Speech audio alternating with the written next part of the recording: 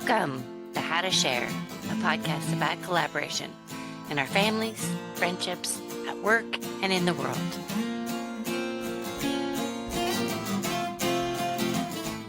I'm Wynne Leon, and in this episode, I'm with banker, adventurer, and my friend, Jill Jones. We are talking about how to share passwords. We think of passwords as secret, but mostly they are private. We don't want to share them widely, but for trusted people at the right time, we want to make it easy. Jill and I talk about the scenario that led us to meet almost 30 years ago.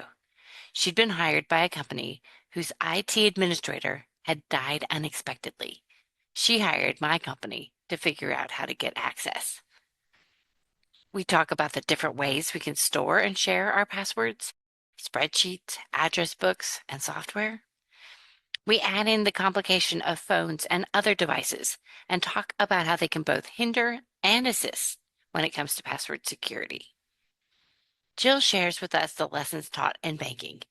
Never click on anything, and a banker will not ask you for your password over the phone. This is a great episode that will have you thinking about how to share passwords to the right audience in the best way and at the appropriate time. I know you'll love it.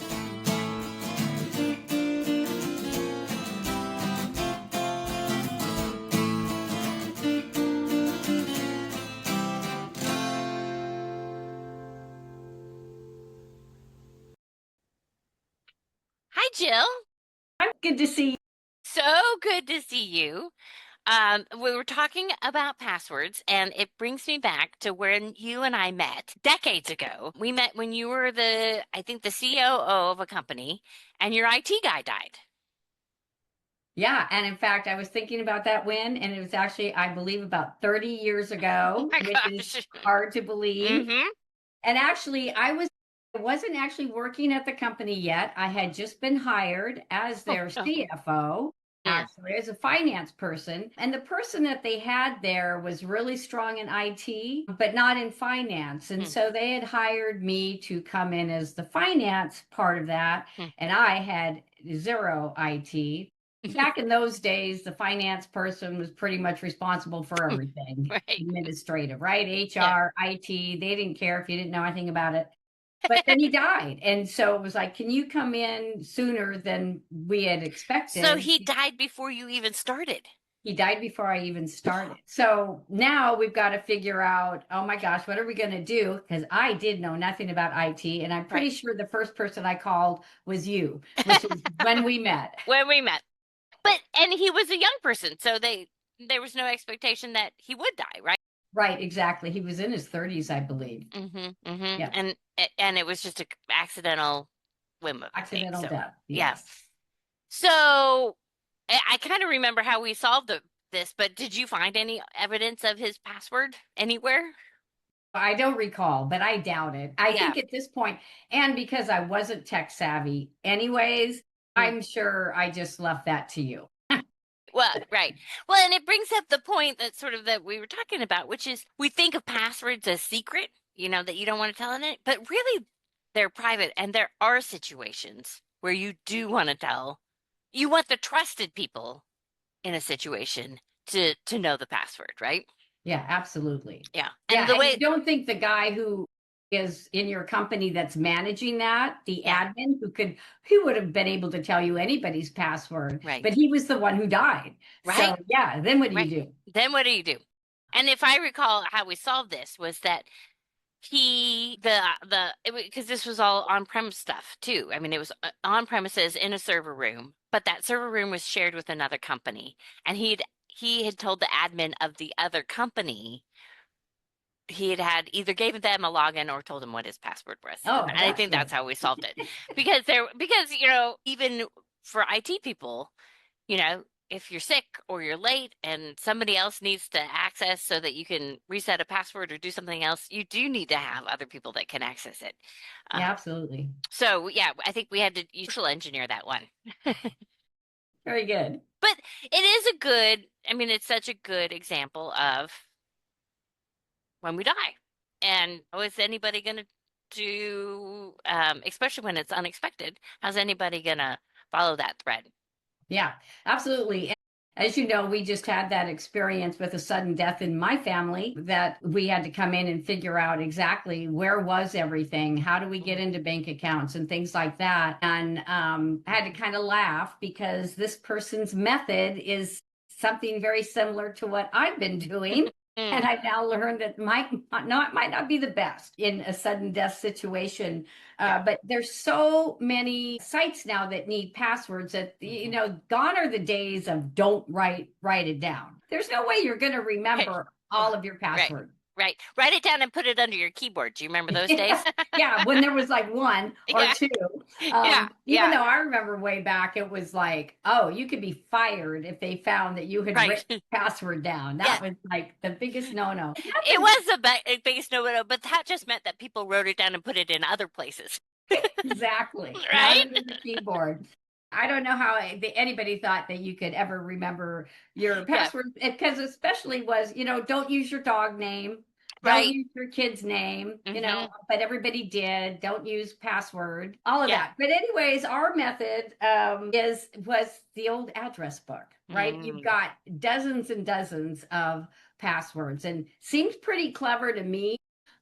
I certainly don't have it in a secure place, but right. what we found out is, you're constantly changing your Hmm. passwords. And so that address book can get pretty convoluted with Hmm. crossed out and go to page 3. And I know that my family that had to deal with the Hmm. address book really struggled with it. So Hmm. we're Hmm. finding that's not the best method. Right. Well, we were talking about that because my method is to write everything down in a spreadsheet, but my spreadsheet is password protected, and I haven't told anybody the password. So, That's a good one. well, yeah. What good does that do anybody? I just received a pretty good suggestion Hmm. actually. There is a service out there, and this is I learned this through estate planning, and now that we had a sudden death in my family, I'm getting a Right. little more serious about taking care of my Yeah. situations. But there you can rent a vault, a digital vault. Hmm. And put your will in there and Mm. things like that. So it's not like a lock box, a safe Yeah. deposit box. It's actually a digital box. And you could certainly put your passwords in there. Yeah, that's a good idea. Yeah, When my dad died, he actually had a little USB drive that had, like it had his password file, which he regularly shared with my mom. They kept it in a Word document, and so it that sort of helps with the not the scratch outs because if it's electronic, you can keep it I like that updating. Yeah. idea. And then with that he had, again, his death was accidental in a bike accident. But even then he'd prepared by putting what he wanted in the funeral, his service, like what hymns he wanted sung and that kind of thing. So he kind of kept that all together. So, I like that idea. hmm, The other thought then is, what do you do about your sites that have two-part authentication? How do you right. get around that? Yeah. I mean, and it's such a good question because so one of the things that we do as consultants is that we think that you don't share your professional passwords, but in actuality, we share it a lot. I mean, we might not share our primary login for our work companies, but you know, you share like the payroll system password with the bookkeeper or if you're going into a third party, if you and I are consulting to Joe's building company, we have one login for Joe's authentication system. And where do we put that? So there are software solutions, and I'm thinking of one um, that this isn't a recommendation. That's like one password where you can log in all that stuff, and it will handle the multi-factor authentication. In that, it will provide the code to the third-party system, and then everybody that accesses it is monitored. But if we're thinking about death, can people get into your phone? Good point. Yeah, Using Face ID, obviously not. So, right. and then where's your PIN? Right. So and then all the passwords that we store on our phone, right? If they're Exactly. there, people can, and they have access to our phones. If they're a good person, a good guy that we want to have access, then that phone makes it a lot easier. Yeah, and you do treat this as a little computer, right? So I Hmm. know a lot of times when I'm messing around and I decide I want a new site or whatever, Hmm. maybe even that I'm accessing my bank on my phone Mm. and it asks me to change my password, I might Right. get lazy and just say, okay, take the strong password Right. suggestion. That's not written down in my little address book, Yeah. right? Right. It's hopefully in the phone. And now when I go to use my laptop, I don't know what that stupid 25 character Right. strong Right. password is. Right. That isn't it's not even a memory problem. It's just like that's not possible, which is good. Exactly. Yeah. But and I would say about all this, the technology changes on any given, you know, cycle. So, when passwords used to be the thing, and now we're sort of moving towards passcodes where every time you log into a system, they email you or text you Yeah. the code that's valid for 15 minutes. And that sort of helps protect you from people who are trying to hack you from afar. That's a really good point because I'm seeing that more and more and more when I go to log on somewhere, they text me a 5-digit Mhm. code. Yeah. And so as we think about that private versus secret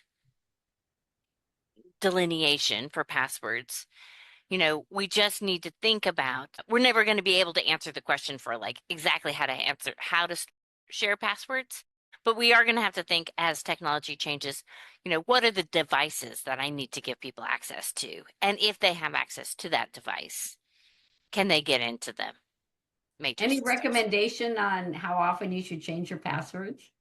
There's some research that says don't change it very often because the more that we change it, especially if we're trying to remember it, our primary password, the more that we do rely on dogs' names, kids' names, birthdays backwards. They actually said that the ones that are changed more frequently, the 90 every 90 days, those are the ones that we kind of tend to go to some sort of system. So I can say this now that Yeah, I'm retired, but yeah, so my system at work was I used the same password, oh 01, oh yeah. 02, Yeah, oh 3. yeah, right. See? And you did that because you were going to have I to would log have in to change it every every 90 time. days. Like, Yep. oh my Yep. gosh. Yep, that's exactly that. So speaking of work, you had a long career as a very successful banker. And, one of the things that as we think about keeping our information safe, um, do you have any tips and tricks for people not falling for any banking scams or purported banking scams? Yeah, well, the one thing I do feel fortunate about being in banking is they just, we were constantly being taught about the scams out there, how to identify them. We did not click on any link Mm, anywhere. And so that's just, I've been very cautious and that's really helped. And we give the fraud seminars and would say the same thing if you don't recognize something, mm-hmm, like I'm sure you're all getting the PayPals, the mm-hmm. UPS non-delivery Right. notices. A bank is never going to text you, that sort of things. Yeah, keep your accounts as safe as you possibly can. But Yep. again, like you say, it's easy to have your information out there. And Mm-hmm. so just don't respond. That's really kind of the best Right. way to protect yourself is don't click on any links. Make sure that you really look at who the sender is, not just what it says in the line. And actually, if you weren't expecting it, you don't recognize it, just delete it. Yeah. Yeah. That's such good advice because the banker will never ask you for your password, right? Yeah, never. Right. No. You're And never going to get a yeah. text to do something, never going to ask for your password. No. Yeah. And an IT person coming from my industry, an IT person shouldn't either. You know, these are not the days where, we used to have be on prem and sit next to everybody and then, you log in and the IT person could fix it for you. And we would do that all the time. But Yeah, now, for the most part, especially with our software as a service vendors, an IT person should be able to handle it without your login. good Yeah. point. So you and I, we've done a lot of climbing trips together, thank goodness. And Yep. we Fun used to time. both, I think we both had the practice. We would write out a will, which Yep. was kind of a good exercise. I mean, it's just sort of that Well, it's unlikely to happen, but this is a big of, we're going to a place where the unexpected could happen. Thankfully, it never did. Um, you know, and then we would do that exercise of thinking through what somebody else might need, which I think was a good one. It was. It was a lot of fun. I think you probably did too, would be on the airplane going to wherever we were going, thinking, oh crap, I don't have a will. I don't know that it would have worked really well for the poor person who was stuck with our handwritten will that was, witnessed by some guy on an airplane. But Right, hey, right. it was better than nothing. So yeah, but probably, they would have had a mess for sure. Yeah, Had to come figure it all out when. yeah, yeah, because I still never put my spreadsheet password in any of those. You know what? Okay, so this back in those days, Yeah. I didn't even have, this is really bad. I did not have the address book method. Mm, I have got, and I still have it actually. I need to shred it.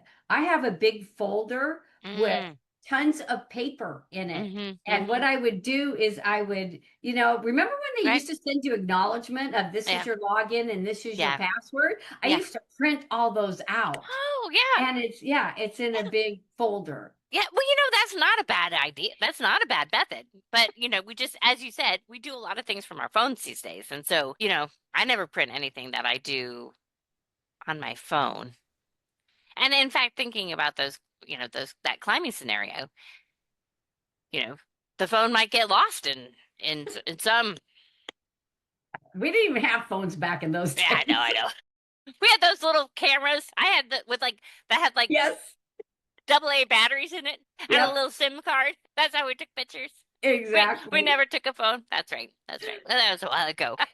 It wasn't a while ago. Well, I love this conversation because we talk about not only, who the audience is of, or the scenarios where we would want to share our password, but just the idea of thinking through it, thinking through what that scenario might look like, having a system in that case. And, as we did when we would write out our little wills, at least thinking about it on a regular basis. Hopefully, these accidental deaths never happen, but they do sometimes. Yeah, I kind of like your spreadsheet method. I'm gonna write out my password and put it on my keyboard. Very good. Very good. Thank you for your time. Oh, this is a fun, Win. Good to So see fun. you. Good to see you too.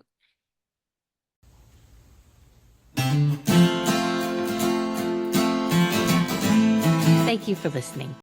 Our music was written for us by the incredible duo of Jack Campora and Rob Koenig.